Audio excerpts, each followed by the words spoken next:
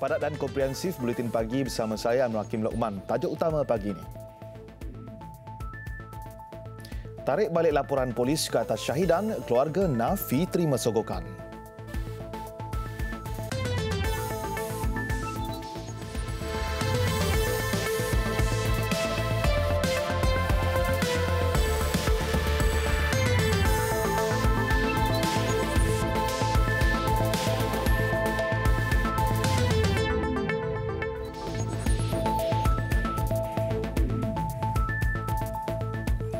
Assalamualaikum dan salam sejahtera.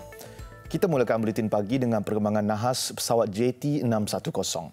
Mayat seorang daripada penumpang pesawat telah dikenal pasti. Mayat mangsa pertama disahkan sebagai seorang wanita bernama Janatun Shintia Dewi, 24. Difahamkan jenazah telah diserahkan kepada anggota keluarganya di Surabaya. Identiti Janatun dikenal pasti melalui analisis cap jari. Sehingga malam tadi, 56 beg jenazah telah dibawa ke Hospital Keramat Jati, Jakarta Timur untuk proses bedah siasat.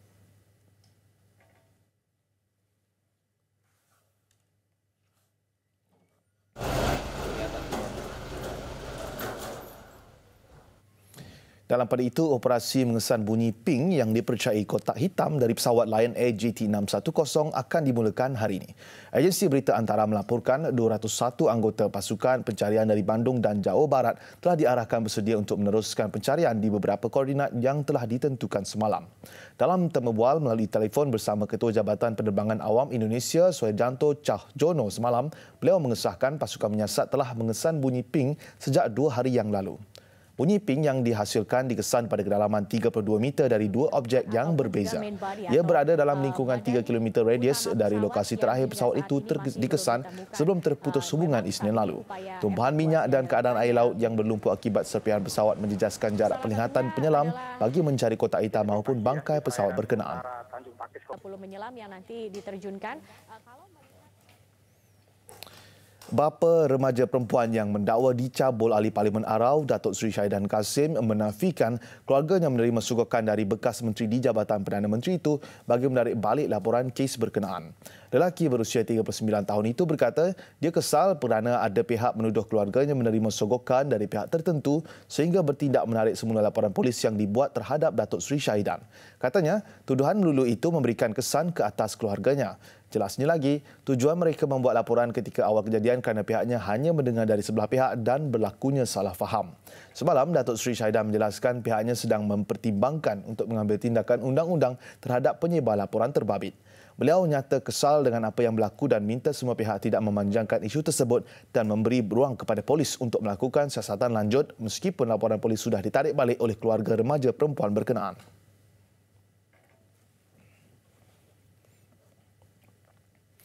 Wanita perlu membuat laporan polis sekiranya berlaku sebarang keganasan rumah tangga termasuklah kejadian rogol dalam perkahwinan.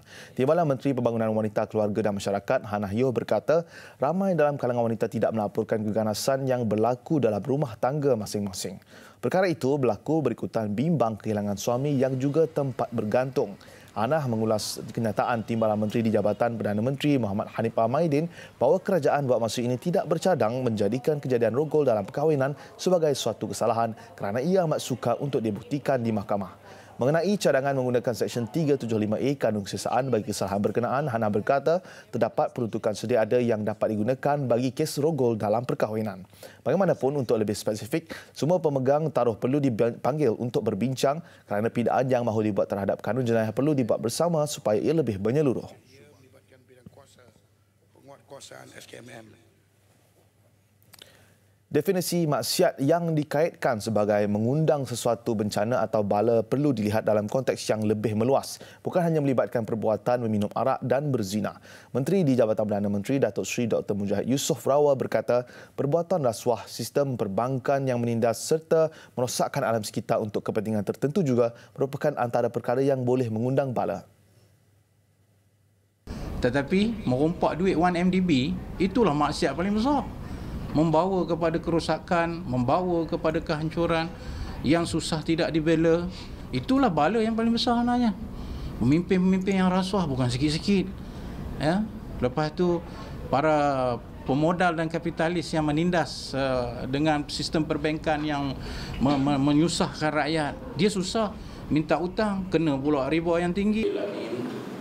Beliau berkata demikian dalam sidang media selepas merasmikan Muzakarah Ahli Majlis Penasihat Syariah Institusi Kewangan di Malaysia kali ke-14. Dalam pada itu, Datuk Seri Dr. Mujahid berkata, pengenalan pengantaraan berasaskan nilai VBI oleh Bank Negara Malaysia BNM merupakan satu integrasi konsep ekonomi sosial yang alam sekitar yang berteraskan Islam. Beliau berkata konsep pembangunan mampan atau lestari dari sudut Islam adalah lebih holistik kerana tidak menekankan aspek material semata-mata tapi turut mementingkan aspek sosial dan kerohanian. Peningkatan mobiliti sosial, memperkasakan nilai sosial. Tiada lesen memandu adalah kesalahan utama yang dikesan dalam bersepadu warga asing pelbagai agensi yang diadakan di sekitar Cyberjaya lewat petang semalam. Pengarah Jabatan Pengangkutan Jalan Malaysia JPJ Selangor, Nazli Mat Talib berkata, dalam operasi 1,5 jam itu, 80 notis saman dikeluarkan dan 8 kereta dan 7 motosikal disita. Jumlah kenderaan yang telah diambil tindakan sehingga jam 6.30 petang adalah seramai 80 buah kenderaan yang melibatkan motorkar sebanyak 45 buah dan motosikal serta roda 3 sebanyak 35 buah. Bagi kesalahan, jumlah kesalahan yang mana tiada lesen memandu adalah sebanyak 80 kes, tiada lesen kenderaan motor ataupun road tax dan perlindungan insurans adalah sebanyak 60 kes. Mereka yang dikesan melakukan kesalahan ini antaranya warga Nigeria, Indonesia dan Bangladesh. Antara kesalahan lain yang dikesan adalah tiada dokumen perjalanan yang sah, tiada cukai kenderaan dan lain-lain. Operasi keempat dilakukan dalam tahun ini adalah bagi menyasarkan pemandu warga asing yang memandu kenderaan di Malaysia yang tidak mematuhi peraturan dan undang-undang jalan raya yang telah dikuatkuasakan. Agensi yang turut terlibat termasuklah Agensi Anti-Dadah Kebangsaan AADK, Polis Diraja Malaysia PDRM, Majlis Pembandaran Sepang, Kastam dan Jabatan Alam Sekitar. Ops bersepadu ini dijalankan secara serentak di 3 lokasi berbeza sekitar Cyberjaya.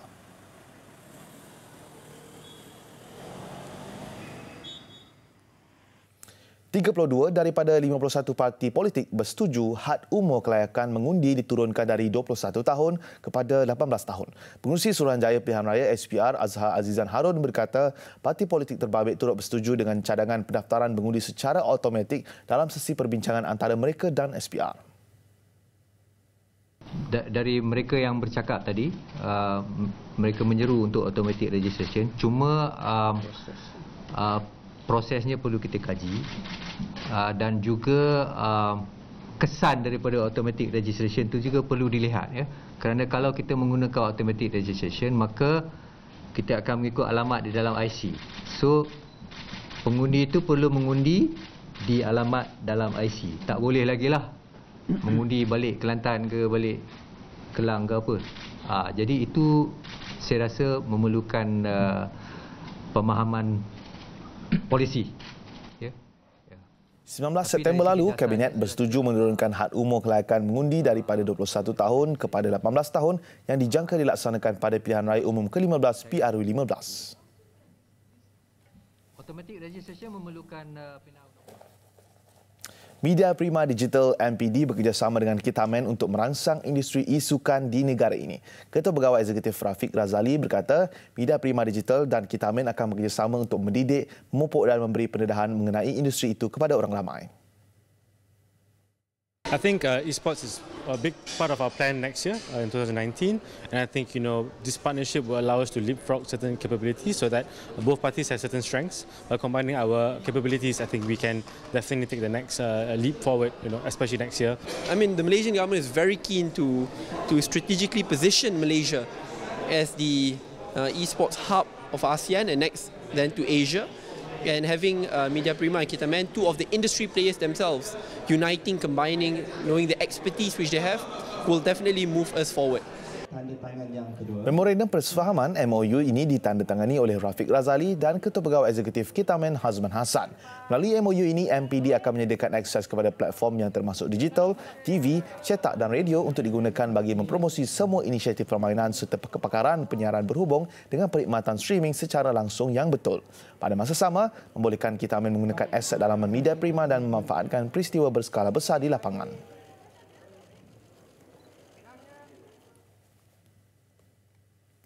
Kerajaan Negeri Kedah sedang mengenal pasti calon-calon bagi mengisi kekosongan jawatan di beberapa buah syarikat milik kerajaan GLC miliknya. Mengakui wujud kelewatan dalam soal pemilihan calon, Menteri Besar Datuk Seri Mukris Mahathir berkata kelewatan itu adalah bagi memastikan mereka yang dipilih mempunyai ciri pengurusan yang cekap dan memahami aspirasi kerajaan negeri. Sangat penting untuk kita buat pilihan yang tepat kerana kita hendak mereka yang boleh memenuhi aspirasi dan cita-cita kerajaan negeri. BDB contohnya adalah sebuah syarikat yang tersenarai di Bursa Malaysia. Jadi kita perlukan seorang yang betul-betul cekap dalam mengurus syarikat seperti itu, yang memberi keyakinan kepada pelabur ataupun pemegang saham syarikat. Antara GLC yang belum diisi kekosongan jawatan tertinggi termasuklah Bina Darul Aman, Lembaga Kemajuan Pertanian Muda dan Lembaga Kemajuan Wilayah Kedah. Selain itu, Lembaga Pembangunan Langkawi yang merupakan anak syarikat Kementerian Kewangan katanya turut mempunyai kekosongan yang perlu diisi.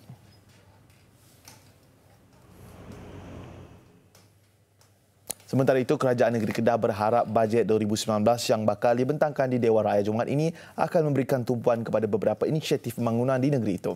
Antara yang menjadi harapan Kerajaan Negeri termasuk pembinaan lapangan terbang antarabangsa Kulim KXP. Menteri Besar Datuk Seri Mukris Mahathir berkata, Kerajaan Negeri bersedia meneroka peluang secara inisiatif pelaburan swasta sekiranya Kerajaan Persekutuan tidak berkeupayaan menyalurkan peruntukan untuk projek itu. Secara konsepnya sudah ada. Jadi maksudnya projek ini bankable. Dilihat bahawa Kedah mampu untuk menjadi satu hub logistik. Bukan hanya berkait dengan perkhidmatan kargo melalui udara, tetapi juga dengan landasan kereta api yang ada, perkapalan dan juga lebuh raya. Selain projek KXP, Kerajaan Negeri turut berharap beberapa projek penting antaranya projek Bandaraya Getah di Padang Terap, Lita Lumba di Sungai Petani, Zon Ekonomi Sempadan Khas di Bukit Kayu Hitam dan Hospital Pedang akan mendapat pertimbangan dari Kerajaan Pusat. Selain itu, beliau juga mahu projek-projek kecil seperti pembaik pulihan jalan dan pembinaan masjid dapat diteruskan selepas ia ditangguhkan sebelum ini.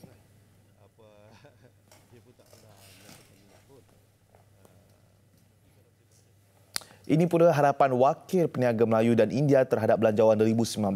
Kedua-dua pihak berharap agar belanjawan pada tahun ini tidak dicuit demi kelangsungan 490,000 pengusaha mikro Melayu serta 36,000 pengusaha mikro India.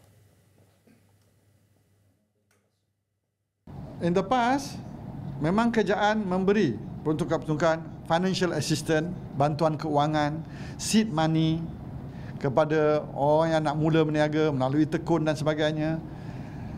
Jadi, peruntukan yang telah diluluskan pada tahun lepas, jangan dikurangkan, diteruskan. Saya tak harap tambahan, memandangkan rakyat pun faham dari segi keadaan ekonomi sekarang ini dengan hutang lebih kurang 1 trilion dan sebagainya. Kita faham bagaimana kerajaan nak memulihkan ekonomi ini. Kita bersama kerajaan. Kebanyakan nak masuk bisnes daripada beauty salon atau setting up digital business. There's so many areas, education, tourism. So banyak sektor yang kita tengok yang dia boleh mula. Tapi kekurangan kewangan yang is the major issue. And if they don't have that backup, then no way they boleh buat business. Bagi mereka, dengan peruntukan yang diberikan dapat menambah baik pemukusan dan pelabelan produk menerusi SIRIM, seterusnya memasarkan produk-produk makanan. Selain mengharapkan bantuan kerajaan dari segi geran sokongan termasuk institusi Bumi Putra seperti MARA, PELDA serta sokongan ekspor di bawah matret, sebelum ini Tekun, Amanah Ikhtiar, SME Bank, SME Corp antara badan serta agensi yang membantu golongan sasar.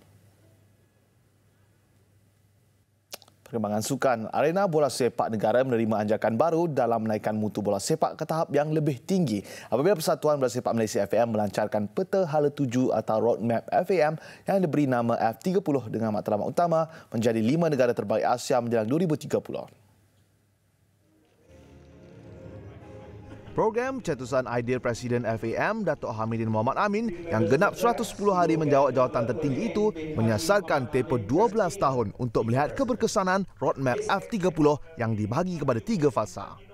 Setiap fasa mengambil masa 4 tahun untuk direalisasikan, bermula dengan memantapkan sistem pentadbiran, diikuti menguasai peringkat Asia dan ASEAN pada fasa kedua sebelum kemuncaknya adalah melahirkan pasukan kebangsaan bertaraf dunia. Mungkin dah bertahun kita lupakan pembangunan. Dan sekarang dalam plan yang roadmap F30 ni, kita nak ambil balik responsibility pembangunan. So dalam kita nak capai kemenangan atas padang, pembangunan adalah paling penting. So daripada sekarang ke phase 3, kita nak capai sukses di ASEAN first, sukses di Asia, baru sukses global. Ya. F30 dirasmikan secara bersama oleh Datuk Hamidin dan Presiden FIFA Gianni Infantino serta Presiden Konfederasi Bola Sepak Asia AFC Sheikh Salman Ibrahim Al Khalifa di Ibu Negara semalam. Turut hadir Ahli Majlis FIFA Tengku Abdullah Sultan Ahmad Shah, Setiausaha Agung FIFA Fatma Samura dan Setiausaha Agung AFC Datuk Winsor John serta ahli-ahli jawatan kuasa eksekutif FAM dan perwakilan dalam kalangan ahli gabungan Badan Indo itu.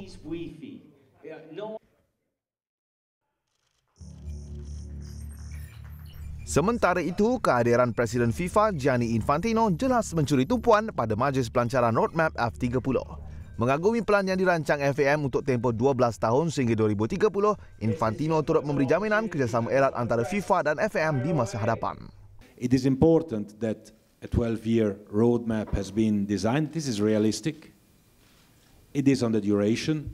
You cannot expect results from one day to the next. And it is important that these guys here get the chance to work together. He needs time to implement all these programs. He needs all the support, whether it's the local support or the international support from myself, from FIFA, to implement all these programs. And you know, in football, to generate new players, you need some time. Menjelang perlumbaan Grand Prix GP Malaysia minggu ini, perlumbaan MotoGP negara Hafiz Shahrin Abdullah tidak menghiraukan tekanan yang bakal ditempuhinya nanti. Sebaliknya, tampil mencabar diri sendiri untuk melakukan yang terbaik selepas gagal menamatkan perlumbaan di GP Australia minggu lalu. Saya tak berani nak janji, tapi saya challenge diri saya untuk baiki diri saya dan cuba berada di depan untuk collect poin sebanyak yang mungkin. Dan mungkin di Sepang ni boleh memberi saya semangat dan saya cuba stay di top 10. Kerana saya yakin dengan diri saya, dengan tim saya yang kita mampu memberi saingan. Dalam pada itu, Hafiz juga menjelaskan jenteranya kali ini bakal dibekalkan dengan winglet sama seperti digunakan rakan sepasukannya Johan Zarco. InsyaAllah mungkin saya akan dapat seperti Zarco punya winglet. So saya harap ini memberi saya satu semangat dan mungkin membantu dari segi jentera saya lah. Berdasarkan kedudukan pelumba ketika ini, Hafiz berada di tempat ke-18 keseluruhan selepas mengutip 34 mata. Apa yang pasti, perebutan rookie terbaik masih menjadi buruan di antara Hafiz dan Franco Morbidelli, berbaki 2 lagi pusingan perlumbaan. Sementara itu, seorang lagi pelumba negara, Adam Nordin, tetap fokus menjelang perlumbaan hujung minggu ini walaupun tidak lagi beraksi dalam kelas Moto3 pada musim hadapan. Race-race lepas, especially pada announce yang saya takkan sambung pada tahun depan, saya jadi relax sikit saya punya mind sebab saya tahu kat mana tempat saya untuk next year. So daripada situ saya rasa agak confident untuk habiskan season ni. Adam kini menduduki tempat ke-20 keseluruhan selepas mengutip 46 mata. Sepanjang musim 2018, pelumba Petronas Sprinter Racing itu mencipta rekod terbaik ketika di GP Argentina apabila menamatkan perlumbaan di tempat ke-5 dalam saingan Moto3. Selain Adam, Malaysia turut mempunyai wakil dalam kelas Moto2 menerusi penyertaan Khairul Idham Pawi. Buletin pagi sampai ke penghujungnya. Kucing di Istanbul tak pernah lekang membuat orang tersenyum. Kali ini gelagat seekor kucing yang turut beraksi di pentas fashion mengakhiri buletin pagi hari ini. Semoga terhibur. Saya Makibul Oman. Assalamualaikum dan salam hormat.